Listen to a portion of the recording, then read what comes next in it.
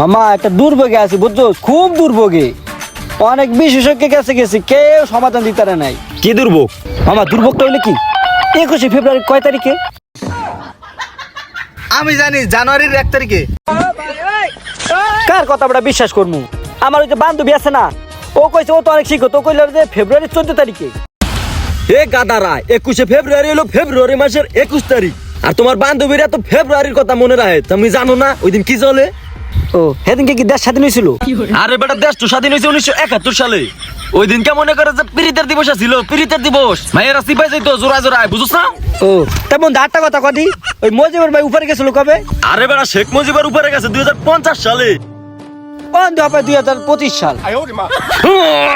শালা কি দিয়ে কি কইলাম রে, আউলাই গেলাম রে। বেটা তোকে লাগে থাকলে আমিও গাদা হয়ে যাম, থাক তোরা।